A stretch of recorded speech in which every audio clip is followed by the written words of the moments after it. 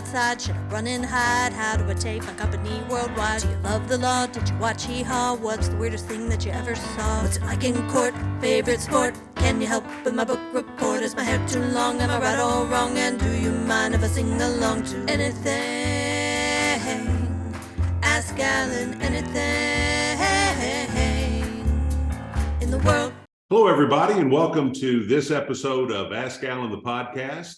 I'm Alan Crone, the CEO of the Crone Law Firm, and we're here today with Clint Cummins, the CEO of the Memphis Medical Society. Clint, thank you for joining the program. Thanks for having me, Alan. Well, I was looking over the notes for the show, and I couldn't help but notice that your professional life has been one of public service. Tell us a little bit about your background and how you got into healthcare public service. Sure. So I grew up in a small town about 2 hours east of here called Savannah. That's Pickwick to most Memphis natives. Gorgeous area.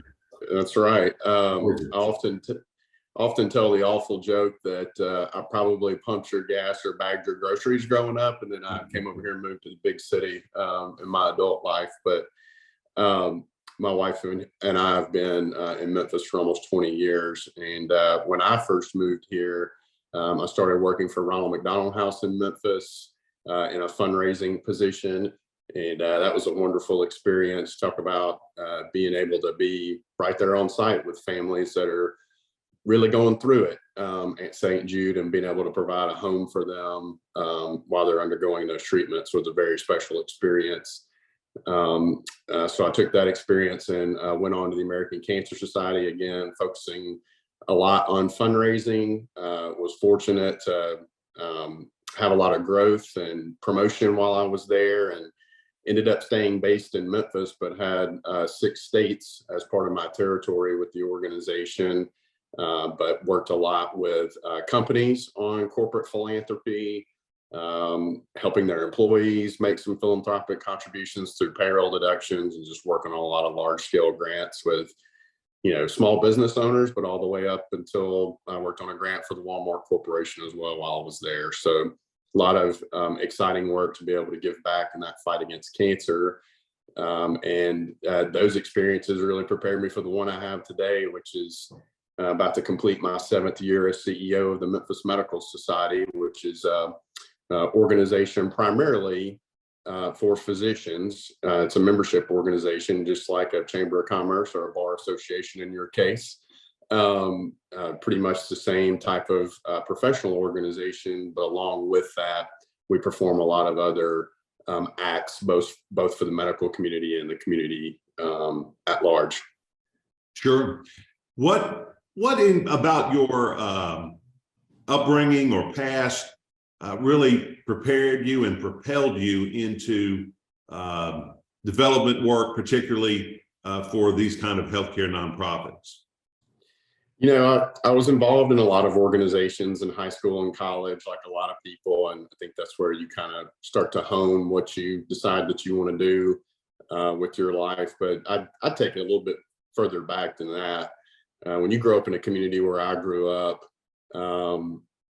there's a lot of poor people in that community, just to be frank and honest about it. And I wouldn't describe my family experience as being poor, but we certainly weren't wealthy by any stretch of the imagination. Sometimes we hunted and fished because that was the cheapest way to eat. So I have a lot of just empathy for people who go through poverty and have to just basically hustle to get their way through life. And anybody listening to this is probably familiar with Memphis, and Memphis is one of the poster children in our country for a community with people like that. And yeah, there's poverty on one side of that equation, but on the other side is a bunch of strong and resilient people in our community. And so it's rewarding to work, whether it's a physician who's trying to help that community, or one of our programs is a charity care program where we help people who don't have insurance get access to healthcare. And when you're working with someone like that who doesn't have a lot of means, but has a real grit and intensity about making themselves or someone in their family healthier. It's just a very rewarding experience. Sure. Well, I applaud you for that, and I'm always humbled by people that have literally given their professional lives to making Memphis better, or just making the lives of their fellow human beings better. And my hat's off to you. Appreciate that. So let's talk about the Memphis Medical Society. I think that's one of those organizations that at least I've heard about, but I really I don't know that much about it. Tell me a little bit about your day-to-day and the day-to-day for the Medical Society. Yeah. So as I mentioned before, it's an association of physicians. And I think, your comment is really valid, because I hear that a lot. I've heard of the organization. I assume it has some kind of medical connection to it, and maybe doctors are involved or maybe they're not, but people just don't know a lot of detail about what we do. And I think one of the reasons for that is when you're an association of physicians, they're taking care of patients all day. So the time that they have to engage on a podcast like this, for example, is not, it's just not there during the day. And that really is one of the things that we're prideful of in our organization, is just the ability to be that connector of physicians, and in some ways a mouthpiece for the physicians in the community. Where that really starts is through advocacy.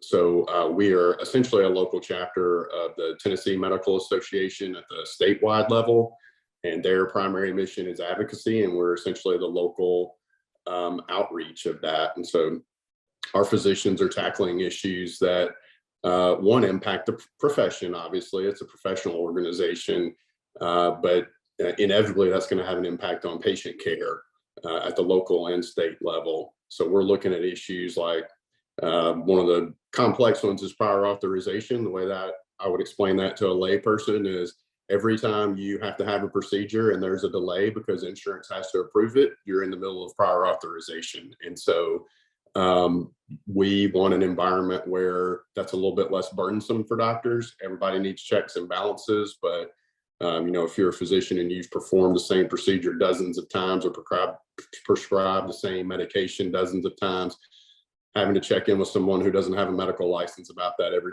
time you do it can get redundant, time consuming, a little bit wasteful in the healthcare community. So advocacy is definitely a core part of our mission. The other part is really this charity care program that I mentioned. It's called Project Access West Tennessee. It seeks to increase access to specialty care for people who don't have insurance. So if you don't have insurance, most people can access a federally qualified health center in our community. For Memphis, that's an organization like Christ Community Health Services, Church Health, Tri-State is one, and there's a handful of others in the community. But once you need specialty care, things start to get complicated because they get more expensive and they get more time consuming. So our program seeks to engage physician volunteers in that care and make those connections with the hospital, the provider, and the patient to just make that experience as good as possible for everyone. The third component of our mission that I'll mention is one thing that makes us very unique as a nonprofit is we own and operate a staffing agency. So from a workforce development standpoint, we are right there in the healthcare community. I was on a call with our Chamber of Commerce the other day.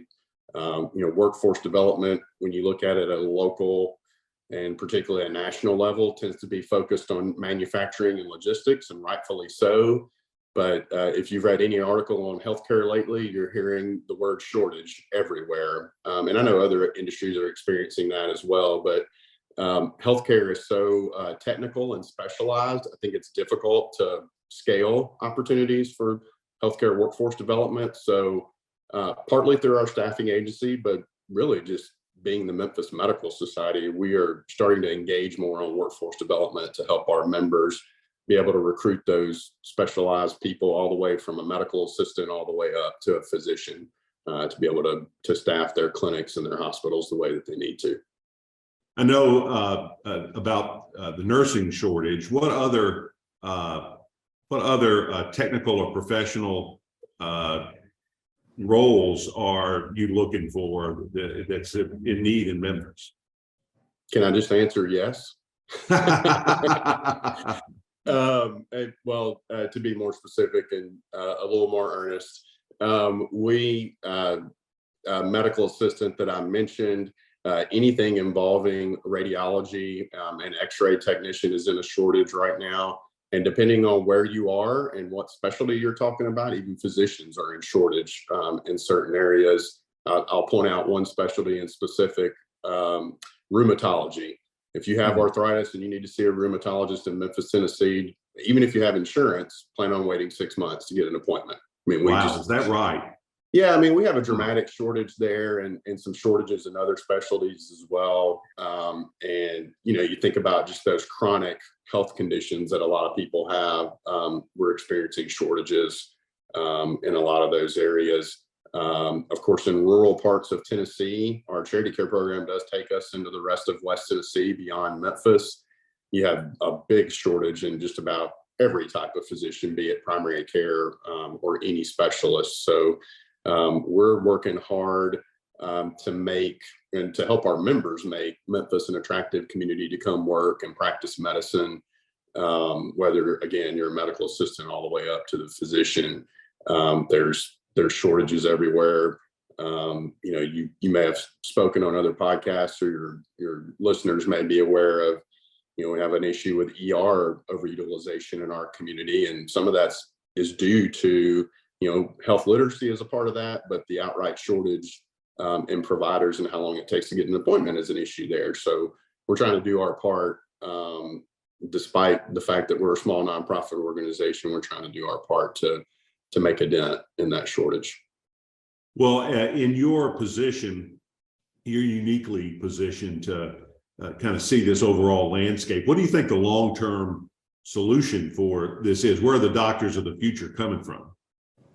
Well, they're coming from everywhere. We have a couple of medical schools in the queue in our state, one right here in Memphis through Baptist, which I believe starts in fall of 24. And then Belmont over in Nashville is starting, I believe it's this fall, is their incoming medical school class. So, that's part of the long-term solution, is to try to attract more healthcare providers to the state and to the local area. Beyond that, I hate to make everything about money, but we need investment. And it's not to say that investment is not occurring. It's just like everything else. We need more investment to train those people that we're talking about, whether it's a federal grant, money from the state level. We need to work hard to try to attract some of that funding here to Memphis. What are the educational requirements for team level folks, maybe that aren't licensed physicians, but doctor's assistants, physician, PAs, those kinds of positions. We hear a lot about other kind of technical education, but you don't hear a lot about medical technical education. What are the opportunities around the area for folks that would like to pursue that? Well, that's a great question, and it's a good reflection back to your previous question of what's the long-term solution. And I think you're hearing this in a lot of different industries.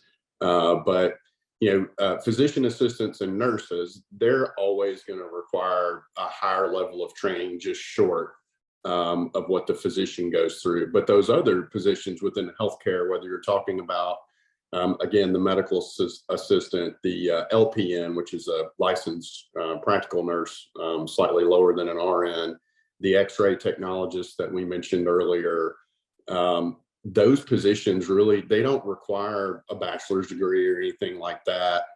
They require a high level of technical training, which I would say there's a shortage of in our community as well. Not only the institutions, but the people to give the training and instructions at those solution. Again, something else that we're looking at to try to help with. but you can come straight out of high school and work in a lot of those areas. I will say, University of Memphis, for example, is offering some minors that allow people to get their bachelor's degree, but to get one of those clinical skill sets like a medical assistant, and I believe surgical technologist is another one that they're offering right now. So that those areas, again, just like other industries, we need to fast track a lot of these people where possible. And I'm not going to wax philosophical on the higher education debate with you today, but there's certainly something there that needs to change in the model of how we recruit and train these individuals for these careers.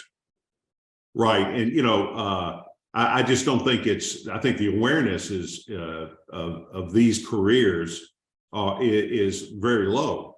And hopefully we can get that out, because there's been a lot of talk about, HVAC and airplane technicians and all of these careers that are very lucrative, very necessary. And people just don't realize that there's not as much of a educational ramp up for that as there would be to go get a post-secondary degree. Yeah, and I think, educating people, whether it's through the schools themselves, mentorship, or a combination of the two, is going to be really vital long term, because it's easy to look at working for Amazon in a warehouse versus working in a high stress medical environment and look at those two things and go, well, they pay roughly the same, so I'm just going to take the easier job. I can see a lot of people doing that. I think that's an issue in our industry. And that is a super oversimplified way to look at that. So your point again is valid. We've got to do a better job as an industry of educating people early on about what it's like to work in healthcare, what the values are about working in healthcare. Yeah, the pay may be the same, but the experience is very rewarding working in healthcare, and it's needed and vital in our community. It's not going anywhere. Sure. Well, in this day and age, you can't talk about a work situation without talking about technology. And I know that there have been increasing developments in your profession, just like in mine, where people are getting medical advice, even medical treatment online. How has that affected healthcare in Memphis? And do you think that's part of the George Jetson solution to healthcare? I don't know about solution, but you look at, let's start with telehealth just in general, because everybody's comfortable with that now. There was an environment pre-COVID where providers and physicians in particular could kind of opt out of telehealth to some degree. You could still, stand firm and say, I need you to come to the office, and, maybe a quick telephone consult here or there. But COVID basically gave everyone no choice after that. So now, every practice has online appointments. Every practice has a telehealth option, and probably even more bells and whistles beyond that. Their electronic health records just continue to add interoperability to make that experience, as digital as possible. Heard a presentation the other day from a local OBGYN group where the entire check-in experience can be done before you get to the parking lot, or even while you're in the parking lot of the clinic. And once you walk in, you're ready to go. So that certainly has put a twist on the industry. I think physicians, for the most part, with telehealth have figured out how to balance telehealth versus the in-person appointment and guiding patients on, what the right decision is for them. I'm always going to be an advocate for the local relationship with a physician. And of course, I'm a little bit biased when I say that. I'm representing a bunch of local physicians from Memphis, but when you try to look at it more broadly from a quality of care standpoint, it really behooves you, especially as a young person, which is the time where you're not paying much attention to it. But I'm in my 40s, so in hindsight, having that established relationship with a local provider early on is just very beneficial. And so I encourage people to do that and balance it with telehealth. If you have the sniffles, use telehealth, but long term, you still need that relationship with a local provider. Some of the best advice I ever got from my dad, who's a pharmacist. He said, get an internist and every year get a checkup, get a full-blown physical, set a baseline. And I've done that. And, I think hopefully we've caught some things. And if I listened to my doctor better, I'd be in better shape. But that's a topic for a different podcast. But I think if you're listening to this and you're in your 40s or 50s, if you take care of your body in your 40s and 50s, it'll take care of you in your 70s and 80s. Yeah, 100% agree. And I just can't advocate for that local provider relationship enough. AI is a whole other territory for medicine.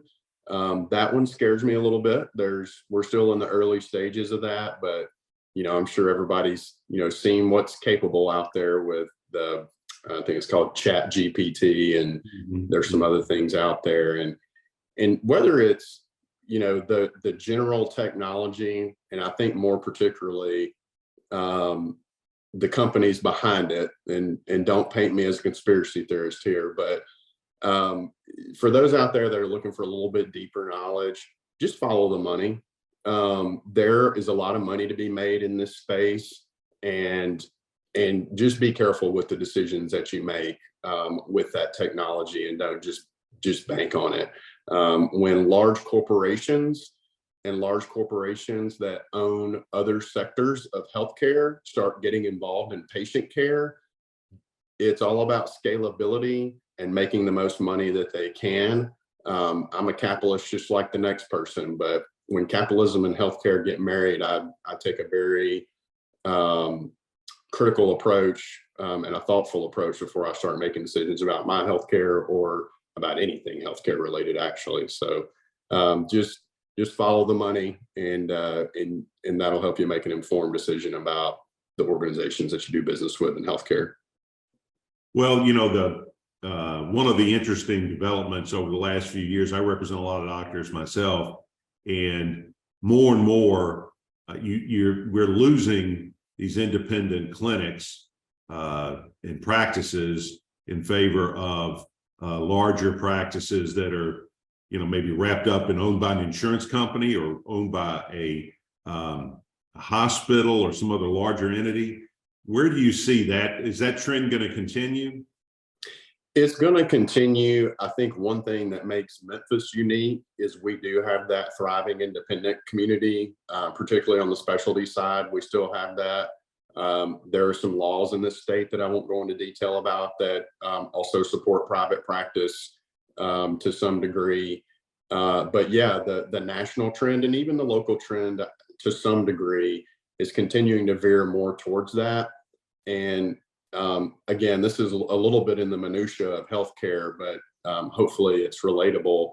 If it's a group of local physicians getting together in order to scale their own business, or take you, for example, if you took on another lawyer in your firm to help offset expenses, I mean, that's a common business practice.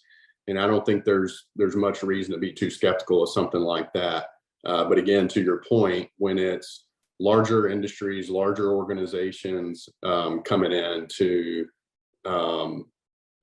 do that, and they're in multiple pockets of the healthcare business.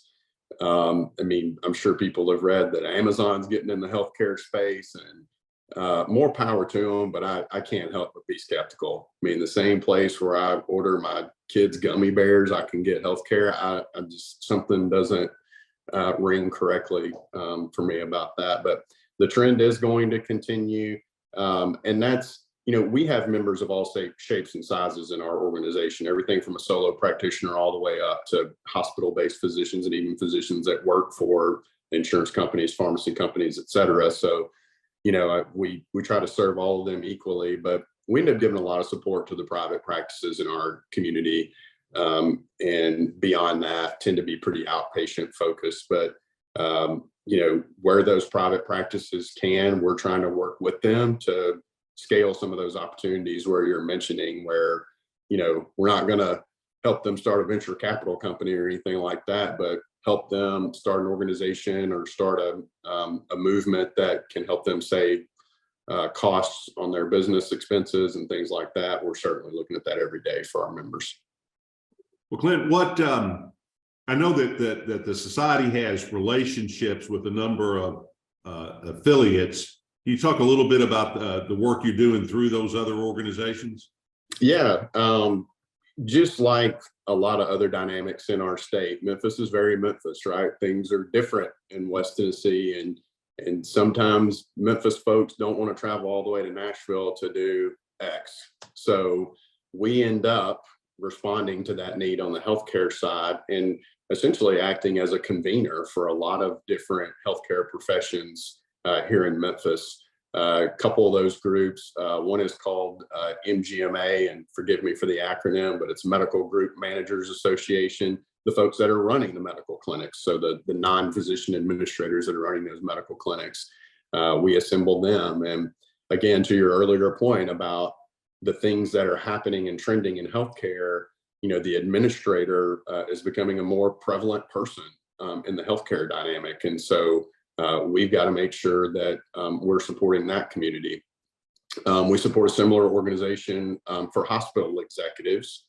So folks that are running the hospitals who are not physicians, we help run their local organization. And then there are a couple of other smaller societies of physicians like pediatricians and a couple of others where we essentially run their operation for them as a service. They don't necessarily have any paid employees, but we run that for them. And that's all in the spirit of creating this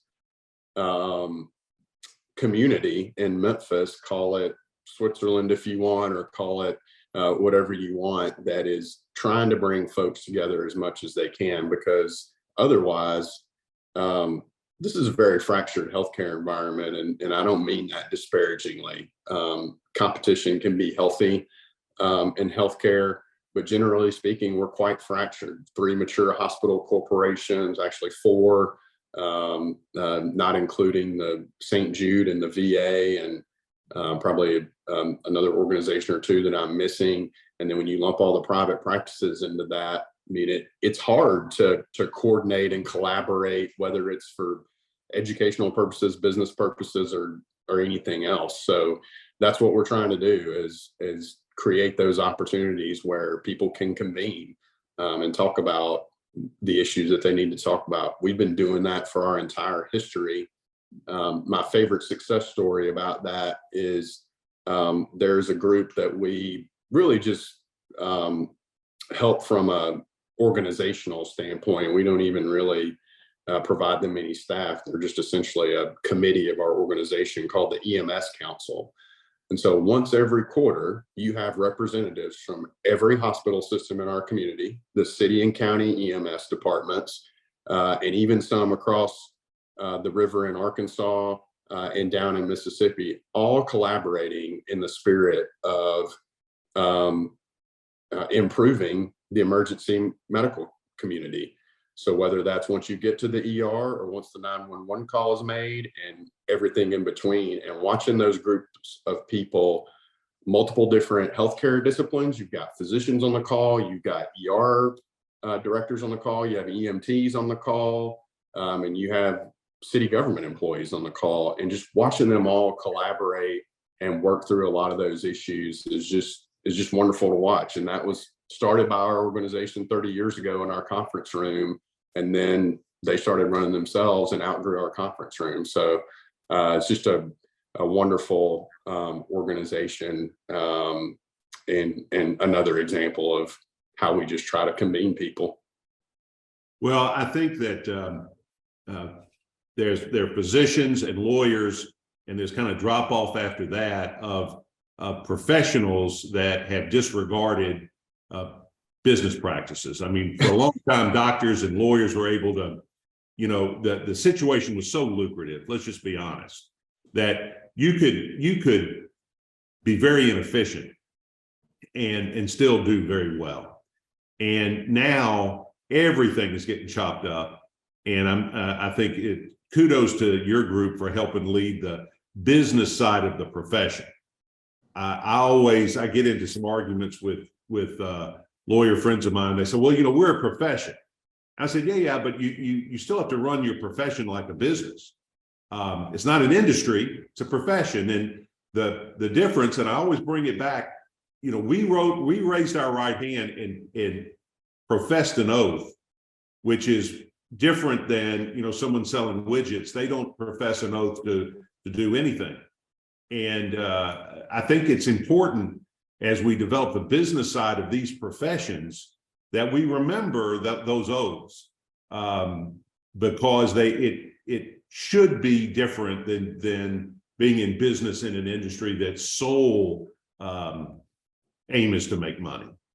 Well, that's 100% on point, and you're shining a light on one of the other issues that we work through, but just another issue in the profession is when you go to medical school, they're teaching you how to be a doctor, not a business person. And so to that point, we have a program called Money in Medicine.